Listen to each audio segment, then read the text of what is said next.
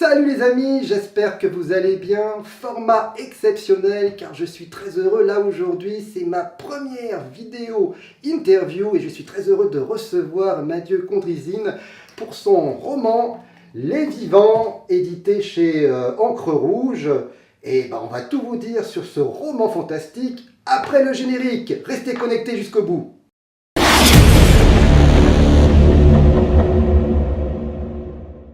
Mathieu, salut. Salut Serge. Eh bien écoute, y a des personnes peut-être qui ne te connaîtraient pas, qui te voient pour la première fois. Est-ce que tu peux te présenter? Alors Mathieu Condrizine, donc je suis policier depuis une quinzaine d'années et écrivain à mes heures perdues. Donc j'écris depuis l'adolescence et donc en 2016 j'ai écrit un premier livre dans le cadre de mon travail sur les perles du 17 Police Secours, Allô la police, je cherche midi. Et donc en 2017 j'ai eu l'idée, l'inspiration de me lancer dans le roman. Après plusieurs hésitations, ça c'est pas venu tout de suite. Et, voilà, donc là il est entre tes mains, voilà. Très Tout content. chaud, on est d'accord, il est sorti il y a quelques semaines, hein, Ouais, on est bien tout à fait, d'accord, ouais. on est bien d'accord, c'est ton premier roman fantastique. Premier roman, voilà. Voilà, c'est un premier roman. Est-ce que tu peux nous faire un peu pitcher le roman? De quoi il parle? Alors, bon bien sûr, hein, j'ai été influencé par Stephen King et X-Files. Donc ça se passe dans une petite ville des États-Unis, Grave Rock. En 1997. Voilà, il y a des profanations de tombes un peu hors normes, on va dire. Donc le shérif local, un peu dépassé par les événements, va faire appel au FBI et vont découler certains événements un peu paranormaux. Donc je ne raconte pas la suite, bien entendu. Suspense. Suspense. Voilà. Et tu peux nous dire tes influences pour ce roman? Oui.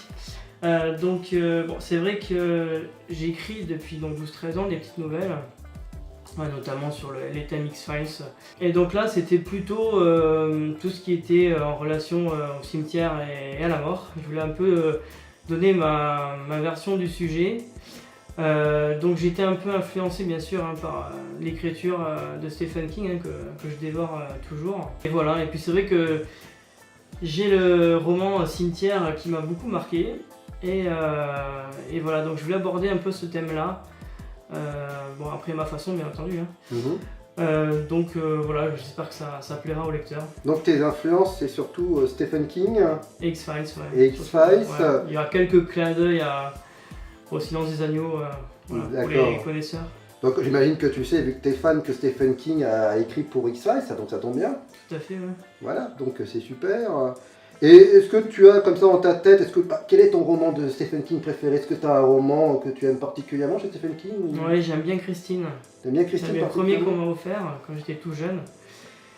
Et c'est vrai que ça m'a marqué. Et puis en 2013, quand Stephen King est venu en France, j'ai fait quand même 6 heures de queue pour avoir sa dédicace. Et de là, je me suis mis à dévorer tous ses livres. D'accord. Voilà, et c'est vrai que ça m'a donné l'inspiration et la force pour écrire ce roman, parce qu'au début j'avais un peu peur du travail un peu fastidieux, et puis l'inspiration est venue au fil des semaines, et voilà le résultat. D'accord. Et X-Files, t'as un épisode ou une saison favorite ou pas? L'épisode, oui, c'est Compression, Jeune Victor Toons, saison 1, c'est mon monstre préféré, on va dire. D'accord.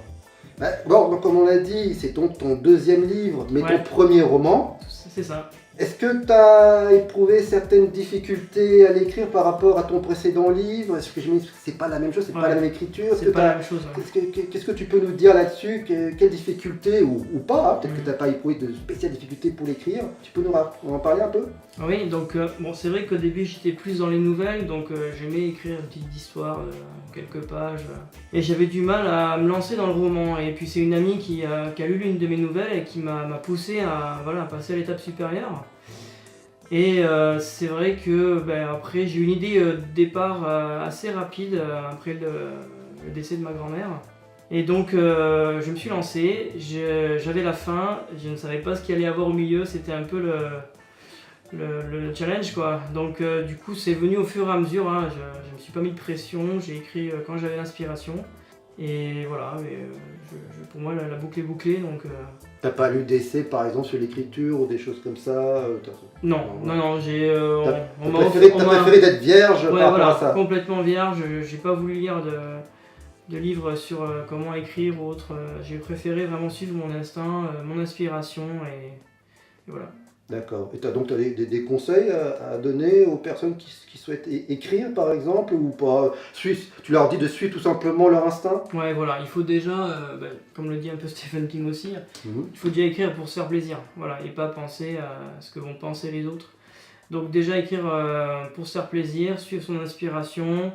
Alors certains disent qu'il faut écrire tous les jours, tant mieux si vous pouvez. Si vous pouvez pas, tant pis. L'essentiel c'est d'écrire quand l'inspiration vient et puis voilà, puis se laisser aller, quoi, suivre le cours des choses. D'accord. Alors, comme on sait, il y a beaucoup de personnes qui écrivent, mais qui laissent ça dans un coin de tiroir et qui vont pas le publier parce qu'ils osent pas ou parce qu'ils savent pas tout simplement comment faire. Et on sait que les éditeurs sont souvent débordés, ils reçoivent plein de manuscrits, ils les lisent pas, enfin bon, il y a tout un truc. Est-ce que tu peux nous donner des conseils aux personnes en herbe qui écrivent leur premier roman, comment se faire publier, qu'est-ce qu'ils doivent faire ou ne pas faire? Pour moi, j'ai pas de règle en fait. J'ai contacté le maximum d'éditeurs qui étaient potentiellement intéressés par le sujet. Et bon, après voilà, hein, c'est pas venu tout de suite, hein, j'ai eu une réponse au bout de plusieurs semaines. Je vois pas vraiment de conseils. Après voilà, il faut pas désespérer parce qu'on a 10 refus, 20 refus, 30 refus. Il faut continuer, il faut s'acharner et puis en espérant que quelqu'un répondra. Et si le travail est bien fait, si le résultat est propre, voilà, sans faute d'orthographe, bien écrit, bon, je pense qu'on a toutes ces chances. Hein, voilà. Après, c'est sûr que les éditeurs ont énormément de demandes, donc voilà, il faut pas baisser les bras. Et toi, t'as réussi assez facilement ou quand même, t'as réussi en combien de temps à trouver un éditeur qui te réponde? Ça a pris 2-3 semaines, peut-être un peu plus. Ouais. Voilà, puis j'avais déjà envoyé une quinzaine, vingtaine d'éditeurs auparavant. Voilà. Donc, bon.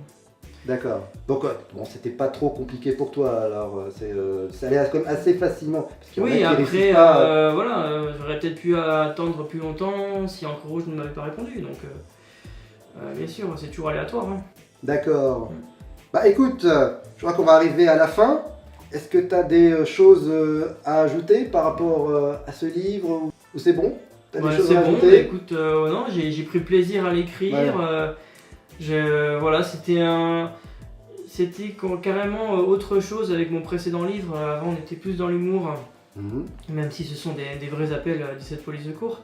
Là, on est vraiment dans la fiction et c'est quelque chose du coup qui me tenait. Alors, on est vraiment dans le fantastique, voilà, horrifique, hein, pur et dur. Voilà, pur et dur. Et voilà, c'est quelque chose qui me tenait à cœur et je suis vraiment content du résultat. Quoi. D'accord. Et quels sont tes projets? Est-ce que tes projets de la future pour tes livres? Est-ce que tu as quelque chose sur le feu? Ouais, j'ai quelque chose sur le feu.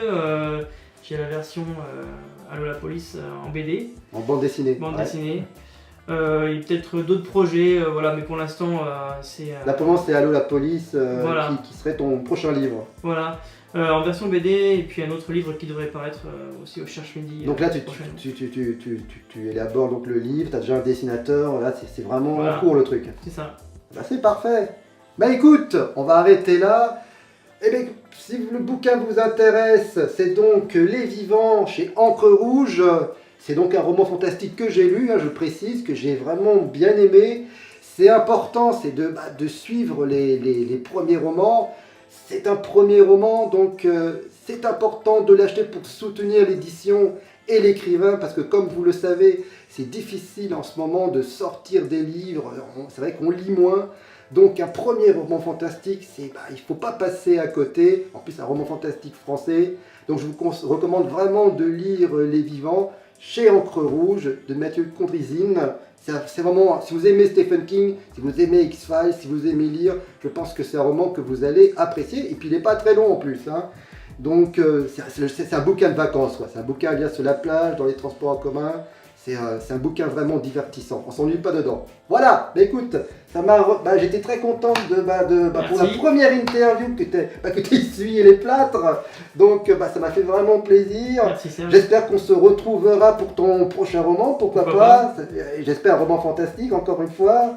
En tout cas, si vous a donné envie de lire le livre, dites-le dans les commentaires. Si vous l'avez déjà lu, dites-nous ce que vous en avez pensé. Likez la vidéo, partagez-la, c'est important. Partagez à mort cette vidéo pour qu'il y ait de plus de personnes qui connaissent l'existence de ce livre. Abonnez-vous à ma chaîne si vous ne souhaitez pas louper la prochaine. Et on vous dit à une prochaine fois. Allez, bye!